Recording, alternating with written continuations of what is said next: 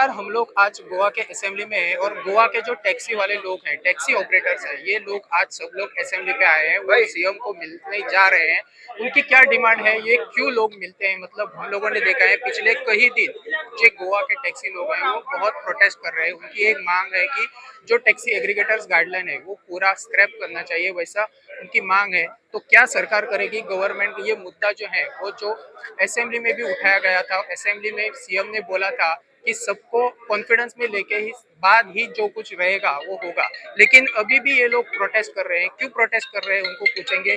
Sir, आपको बोला था सीएम ने मतलब कि सबको पहले हम लोग कॉन्फिडेंस में लेंगे और बाद में वो टैक्सी एग्रीगेटर्स गाइडलाइन के ऊपर जो डिसीजन होगा वो लेंगे। आप फिर भी क्यों प्रोटेस्ट कर रहे हो? क्या मांग है आपकी? प्रोटेस्ट नहीं, जैसे आज सीएम ने बोला था meeting would be had between 20th to 25th, उसके हिसाब से आज जो मीटिंग हो रहा है। कल जैसे 2 दिन प्रोटेस्ट हुआ, आपको पता रहेगा एक जीसीसीआई का एक कॉन्फ्रेंस हुआ था, तो उसके बाद जो ट्रांसपोर्ट मिनिस्टर ने जो स्टेटमेंट किया था विद रिगार्ड्स टू ओला, उबर और रैपिडो, उसके उसके वजह से जो प्रोटेस्ट हो रहा था, कल उसने फिर से क्लैरिफाई किया कि वो मीटिंग उसने कॉल आउट नहीं किए थे। और वो meeting he was just part, he was invited.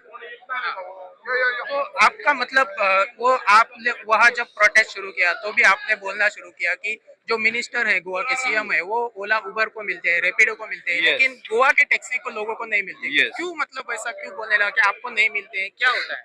नहीं, वो क्यों नहीं मिलते, आई थिंक वो ही will be in better position to answer.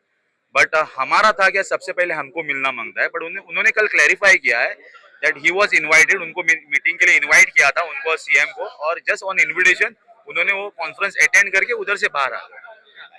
अब आप जो मिलने जा रहे हैं, क्या मांग है आपकी? मतलब क्या डिमांड रहेगा आपका सबका? हमारा फर्स्ट एंड फॉरमोस्ट डिमांड है जो उन्होंने एग्रीगेटर गाइडलाइंस जो लाए, हमारा डिमांड है वो स्क्रैप करो, because that is not feasible और वो गोवा वाले के हित में नहीं है। तो हम अभी जो अंदर जाए भी विद होप वो पॉलिसी आज स्क्रैप हो जाएंगे। और भी क्या मांग रहेगी? मतलब सिर्फ ये एग्रीगेटर गाइडलाइन रहेगी या और कुछ रहेगी?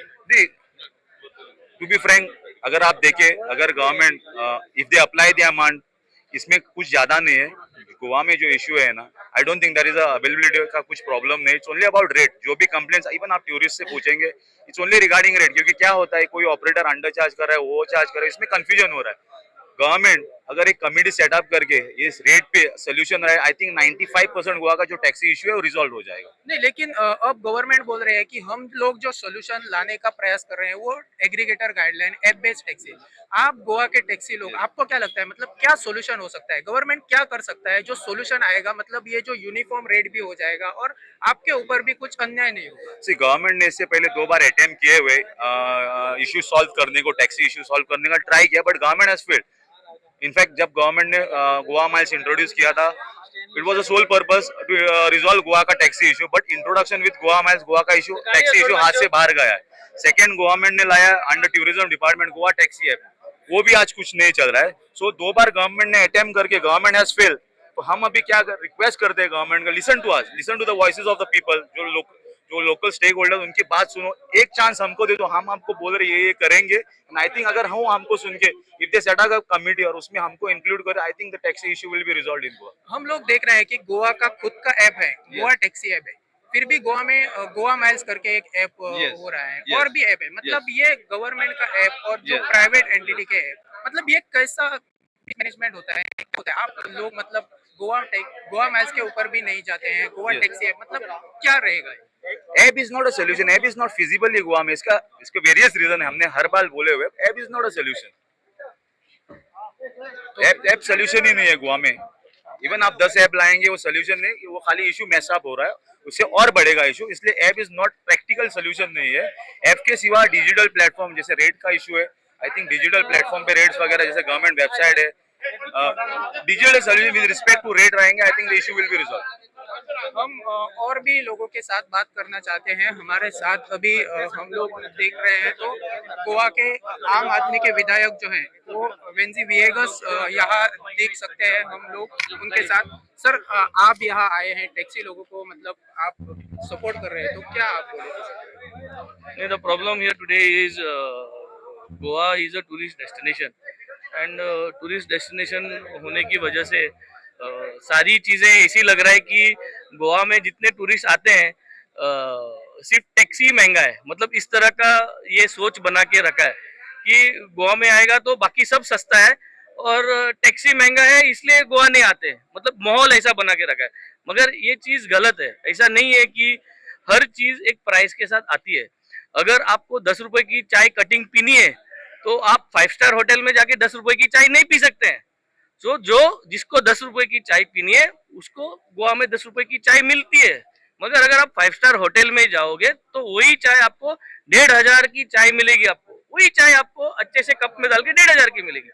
तो अगर आपको बस से जाना है, नॉर्मल टैक्सी से जाना है, उसका प्राइस अलग होता है, अपने अपने इसमें टैक्सी का रेट्स है। तो आज एक एग्रीगेटर ऐप निकालने का बात चल रहा है सरकार के साथ।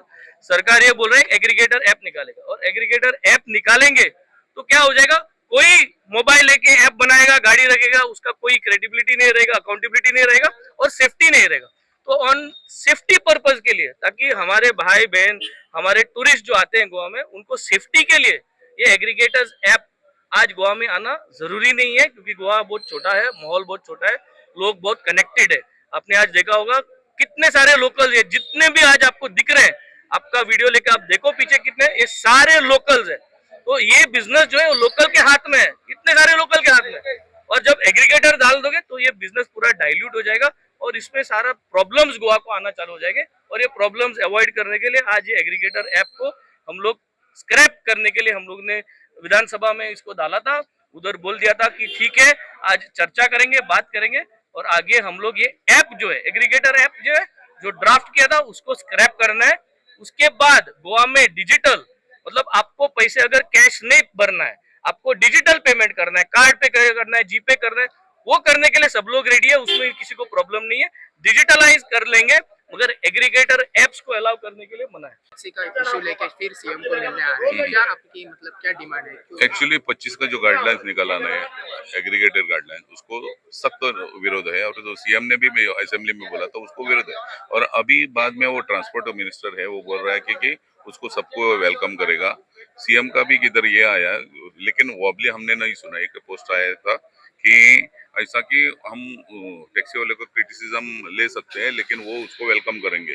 इसीलिए हम परसों से विरोध करके हम ट्रांसपोर्ट ऑफ डायरेक्टर वो ऑफिस में बैठे थे। वो बाद में अचानक कल से हमको उसका कॉल आया। उससे पहले एक बंदी आया था हमारा ओपोजिशन लीडर, उसने महालक्ष्मी टेम्पल में उसको मिल के उसने बोला था सोमवार तक। अभी गणेश चतुर्थी इस पे एकदम मुंह पे आ गया, तो हम वो सब छोड़ के उधर बैठे थे।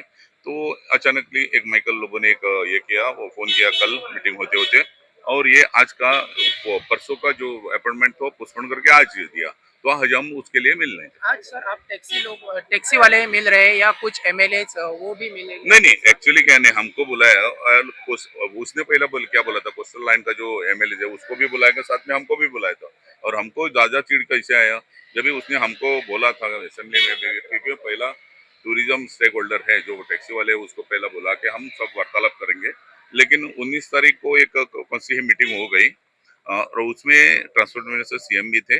तो उसमें जो इसमें मीटिंग पे थे सब वो एग्रीगेटर वाले थे, ओला, रैपिडो, गोवा माइल्स सबके। तो हमको थोड़ा अच्छा नहीं लगा, इसलिए हमने एजुटेशन बैठने के बाद अभी हमको अभी बुलाया है। तो देखेंगे क्या रिजल्ट। किसके साथ मीटिंग रहेगी? सीएम के साथ रहेंगे और शायद ये भी आएंगे, गोवा हमारा कोस्टल एमएलए आएंगे और ट्रांसपोर्ट मिनिस्टर होना ही होना है ना, तो उसके अलावा नहीं हो सकता है। तो देखेंगे क्या होता है। गणपति से मांगता हूँ कि अच्छे से ही रिजल्ट आ जाए, क्योंकि अगर वो जो अगर स्क्रैप नहीं करेगा तो आएंगे तो हमारा सत्यानाश हो जाएगा। इसीलिए जो गोवा का नीज गोइंकर का जो ट्रांसपोर्ट ये बोला तो ये टैक्सी का बिजनेस है, वो हम पुरातन है, वो हमारे बच्चों को आगे देने के लिए हम ये कर रहे हैं। हम लोग सीएम के पास जा रहे हैं, क्योंकि जो हमारा इश्यू है एग्रीगेटर गाइडलाइंस का वो स्क्रैप करने के लिए, क्योंकि ये प्राइवेटाइजेशन हो रहा है, हमारे बिजनेस का, हमारे धंधे का प्राइवेटाइजेशन हो रहा है और ये प्राइवेटाइजेशन नहीं होना चाहिए और ये बिजनेस सब गोवा के लोगों के हाथ में रहना चाहिए। इसलिए हम लोग इधर आए हुए। So let's see hope for better result, क्योंकि ये जो जब गोवा में टूरिज्म चालू हुआ है तब से ये जो बिजनेस है, ये rent bike, rent car, taxi का सब बिजनेस हमारे गोवन के हाथ में था। अभी Goa government is coming with some policies and you want to promote that aggregator. तो आपकी क्या मांग रहेगी आज, मतलब क्या? एक ही मांग है, 1 पॉइंट एजेंडा है कि जो गाइडलाइन सरकार लेके आई है, ड्राफ्ट गाइडलाइन है, हमें भी पता है, it's not notified, draft guideline है, लेकिन ये यही स्टेज पे स्क्रैप करने के लिए हम लोग इधर आए हैं। सब लोगों का टैक्सी जो ऑपरेटर्स है उनकी एक सिर्फ मांग है, जो मांग है कि गोवा का जो एग्रीगेटर गाइडलाइन है वो पूरा मतलब स्क्रैप करने के लिए अब सब लोग हम लोग देख रहे हैं कि टैक्सी ऑपरेटर्स जो हैं वो सीएम को मिलने जा रहे हैं। उसके बाद क्या आउटकम आएगा, क्या होगा वो देखना पड़ेगा।